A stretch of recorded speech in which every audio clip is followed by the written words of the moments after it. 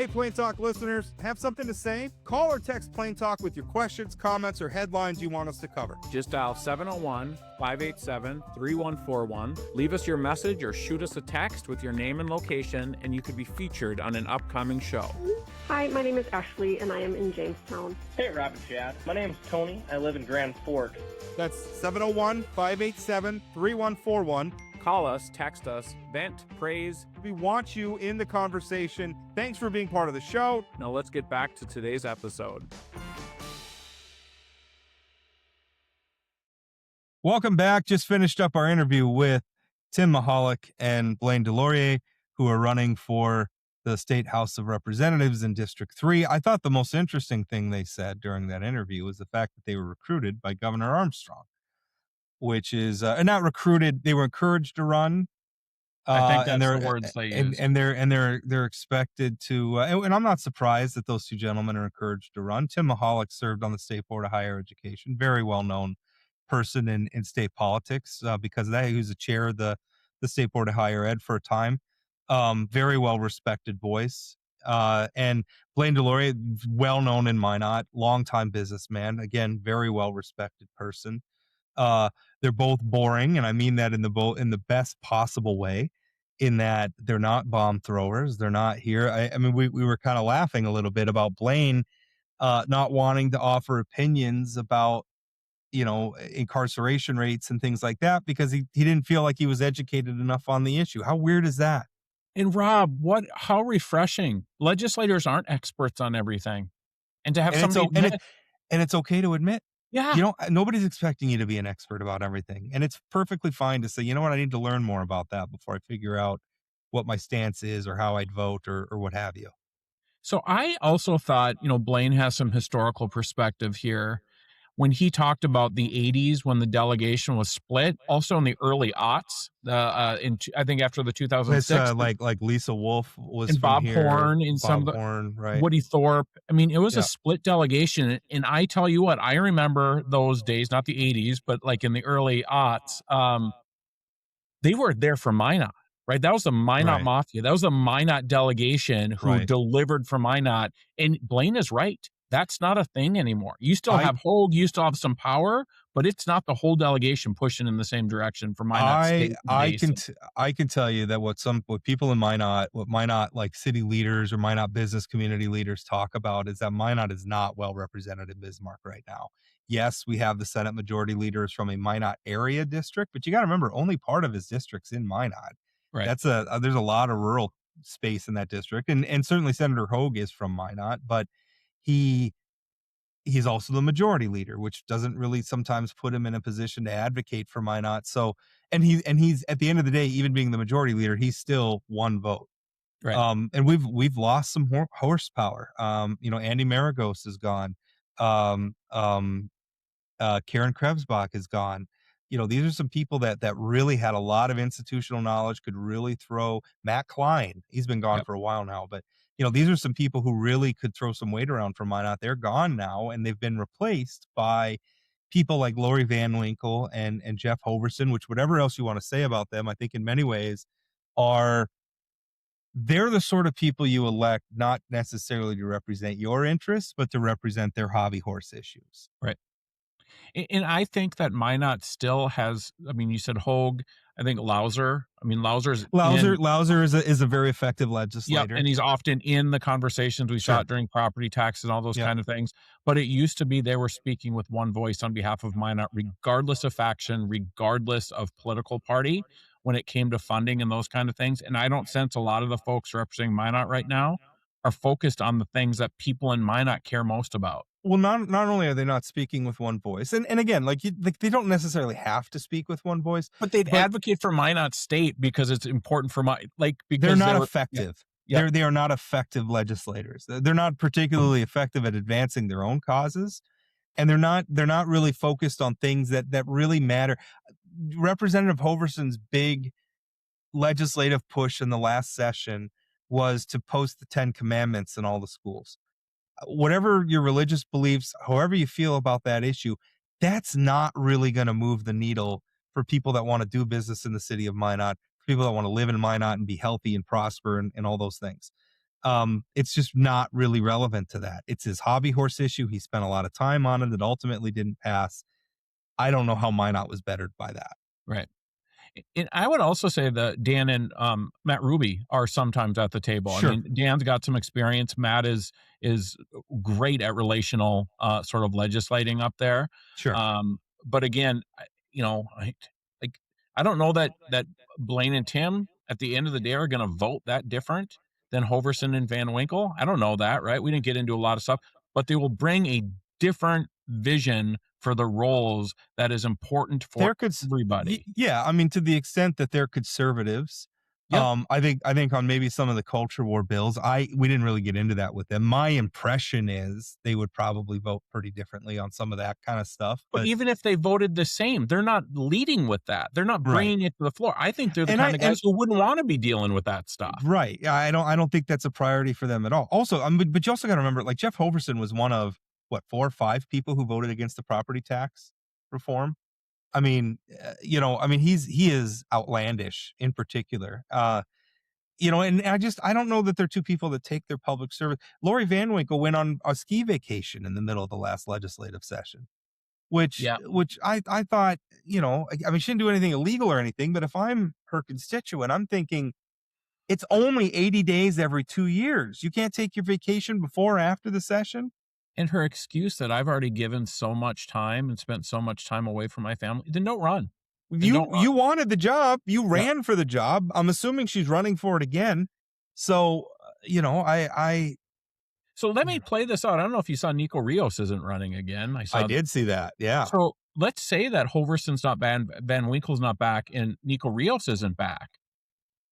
That is a swing. Good change. That is a good, regardless of who they're replaced. Well, not regardless, but if they're replaced by people like Tim and Blaine or Democrats, that would be a good thing. Chad, I've been to Minot. I know. Hold on to your hat.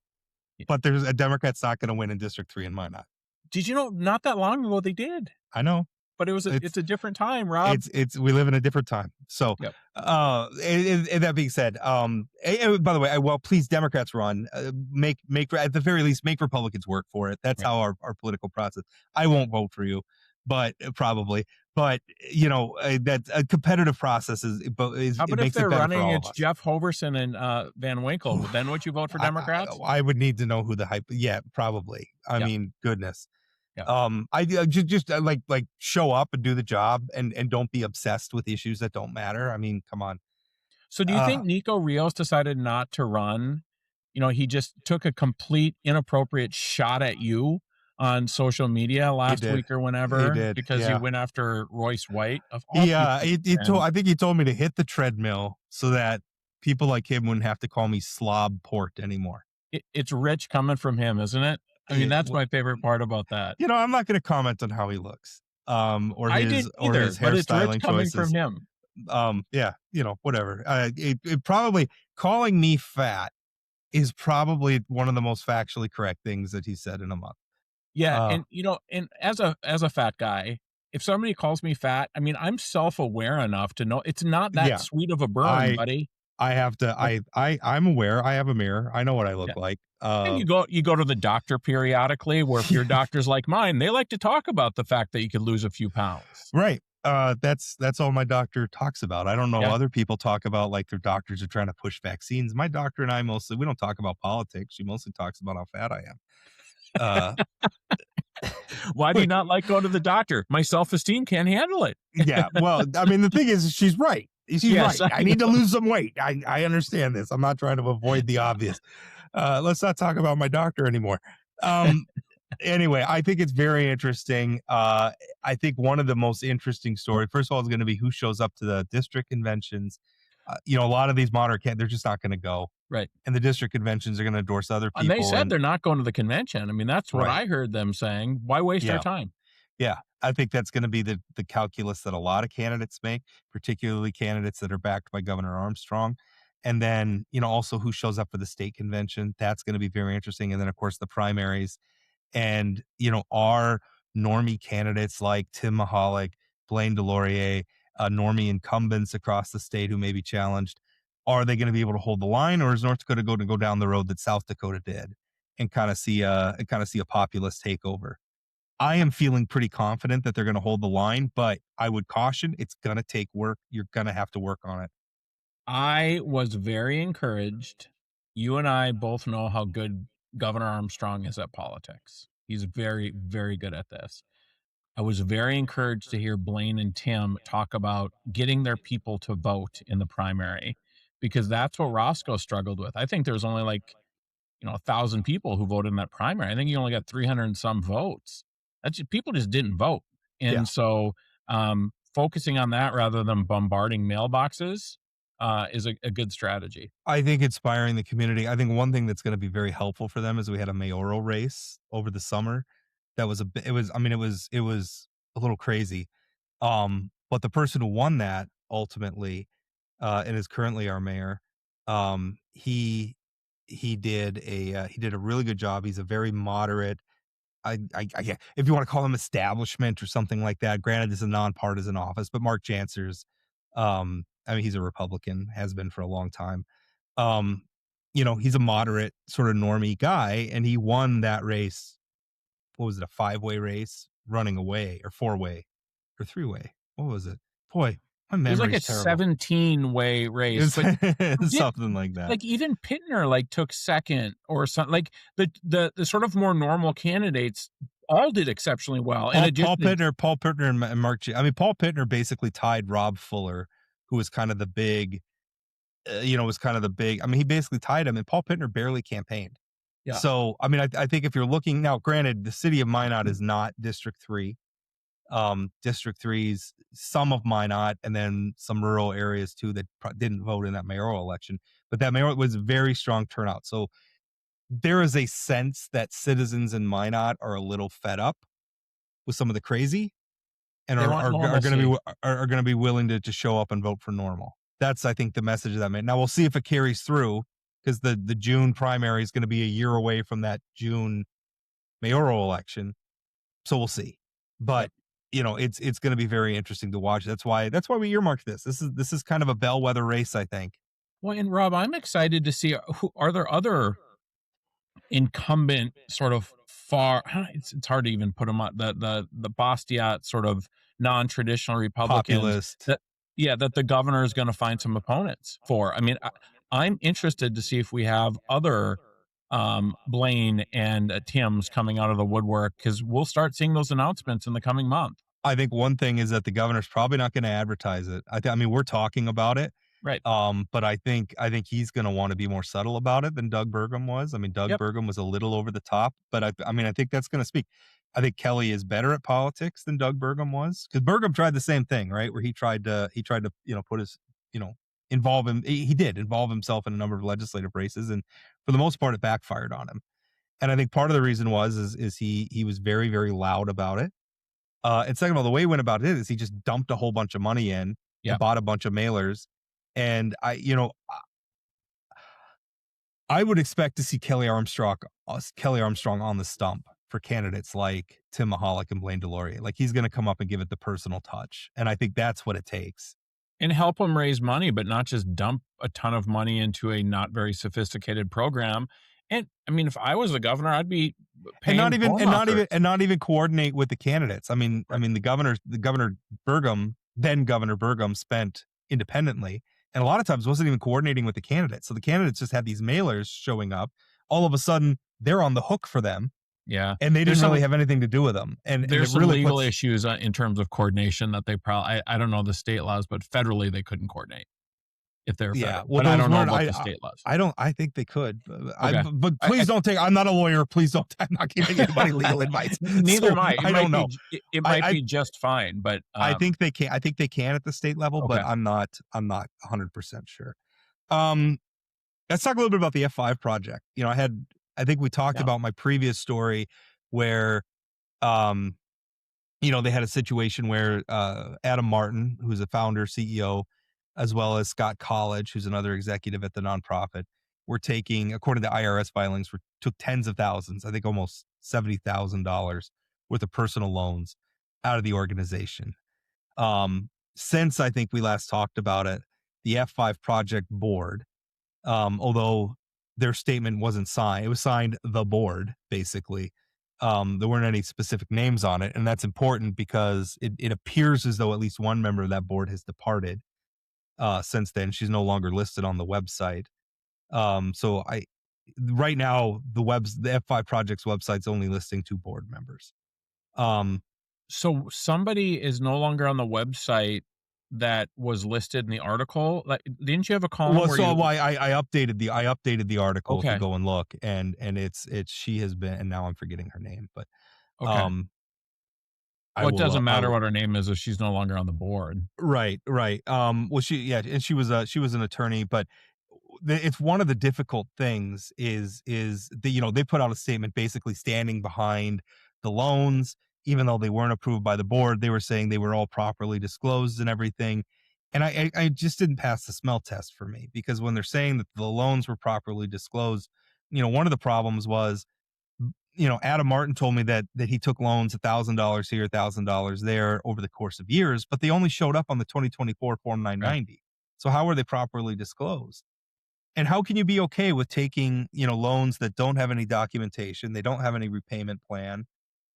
I mean, if the board is okay with the CEO of the foundation giving himself personal loans without board approval and without interest and without any sort of a repayment plan, then you have to wonder if the board is doing a good job. And I have another story, and as we're recording this on Wednesday, it hasn't published yet, so Chad hasn't seen it yet. But by the time you listen to this, it should be published. And what the news story is essentially Adam Martin, and I think Scott College, because the name of the entity is called Marcoll Properties, Marcoll, and I think it's a portmanteau of Adam Martin and Scott College, their last names, Marcoll. But Adam Martin, the business registration for Marcoll Properties LLC uses Adam Martin's private home address as its principal address.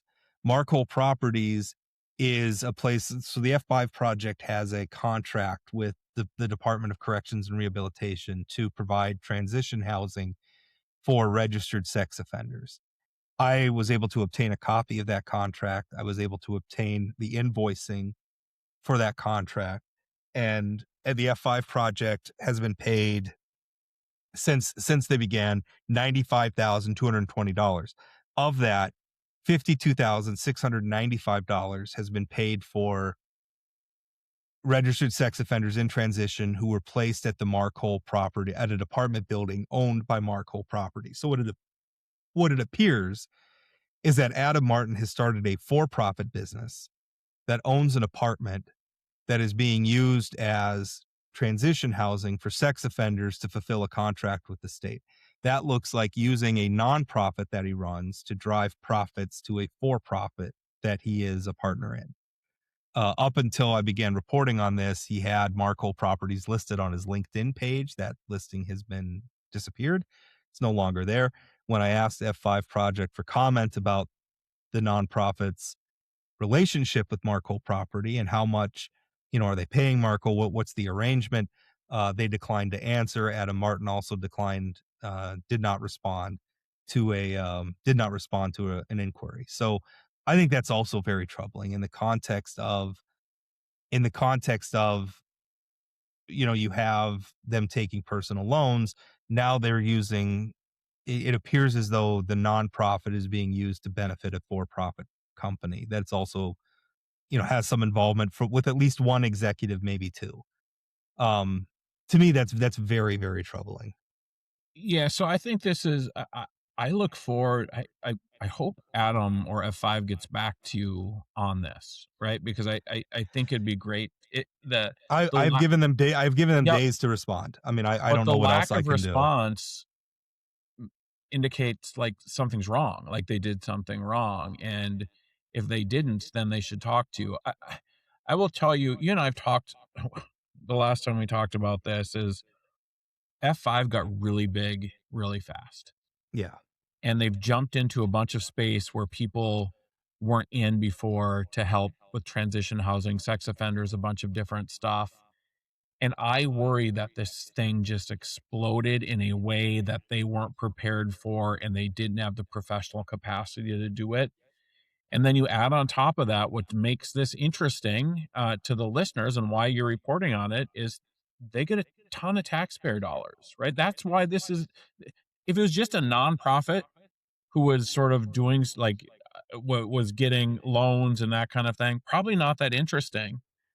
But then you start getting millions of dollars. Maybe interesting to the people donating to the nonprofit. Right. I mean, I think people are always concerned, did my money go towards the goal of the nonprofit, or did it go in the pocket of one of the executives? But to the public at large, this is of interest because taxpayer dollars are involved. Sure. And, I would be interested in the Department of Corrections program that is potentially benefiting this for-profit company. I mean, are we seeing, what do they get paid for? Is it just for saying that they're housing somebody, or does it have to be outcomes, or? So basically the contract says that they will provide transit. So these are people who are emerging from jail and they're registered. So they're they're a very unique type of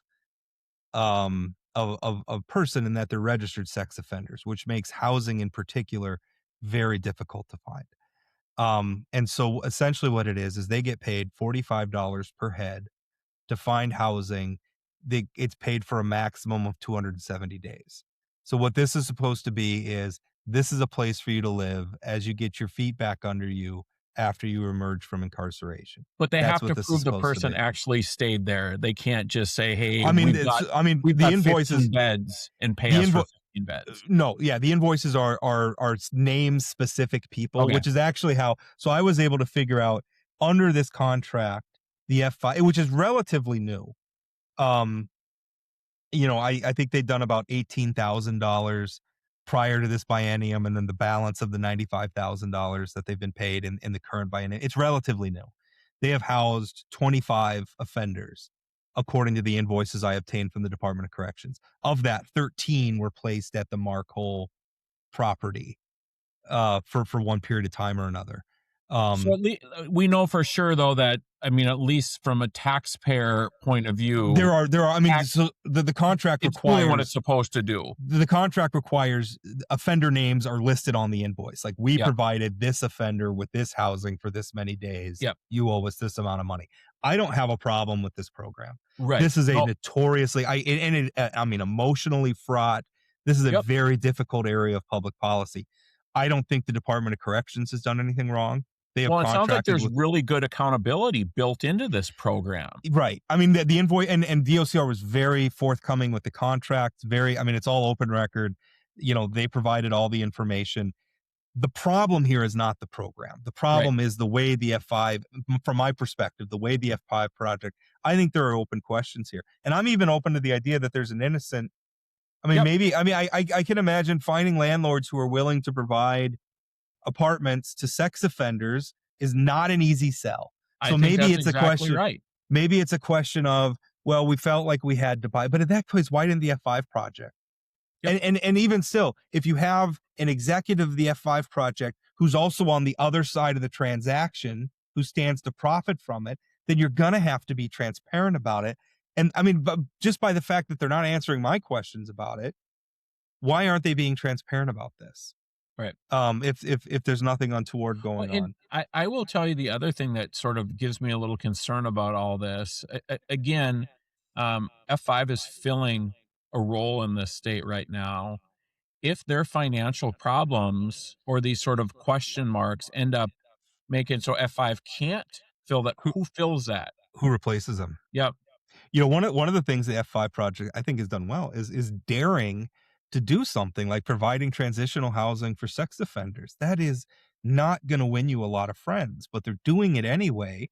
And I would argue it's the not right thing to do, not because I have a lot of empathy for sex offenders, but the thing is we're letting them out. They got to live. I would rather than be housed and get to a point where they have some sort of life stability, because I think they're more likely to do more harm to society if they're homeless and they don't have a job and they're couch surfing or they're a burden on their, whatever it is.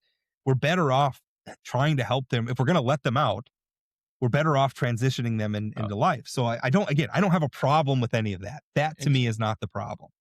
especially when like we have a homeless issue in Fargo, right? I mean, this helps with that, and it keeps folks who. Well, and I could tell you as I was go. So that was one of the things. I had the invoices from DOCR, and then I was cross-referencing the people named in the invoices with our state sex offender registry. I found at least one of these people who are currently homeless.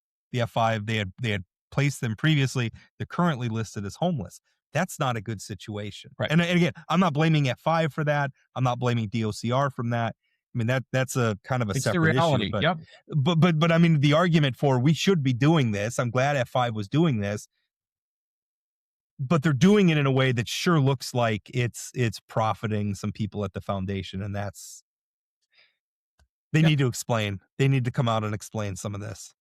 And at some point, I mean, the Department of Corrections and the other, I assume there's some Health and Human Services, like if these questions aren't answered, at some point the state is going to start taking some hard looks at the money that's being granted to F5. And again, the jobs have to be done. So I think some questions have to be answered. Well, I mean, F5 needs to defend their reputation and not, I mean, I'm not trying to come at them and attack them. It's these are pertinent questions. And when people ask these questions, you need to have good answers. And if you don't answer the questions, you're hurting yourself. Right. All right, that's it. I think that's we'll put a pin in it there for that special episode. Session next week. We do have a special session coming up next week. We'll be talking about that on Wednesday. We didn't talk a lot about it. I know as we're recording this on Wednesday, I think legislative management is going to be meeting, and we're gonna see kind of the shape of what the session is going to look like emerge from that. But that's going to be very interesting. I think we're probably going to end up debating the school meals bill during the session, but even some of the bills related to the healthcare funding that is the impetus for the entire special session are going to be pretty interesting. I think some of them are going to be pretty hot debates. So we'll talk about some of that next week. Rob, here and now, they supposed to be done by Friday? Are they planning on just doing Wednesday through Friday? 3 days was the plan, but we'll see. We'll see. All right. Well, thank you once again for listening. As always, Plain Talk ND is the place to find us on all the social media things, YouTube, Spotify, all that. Once again, thanks for listening, and we'll talk again.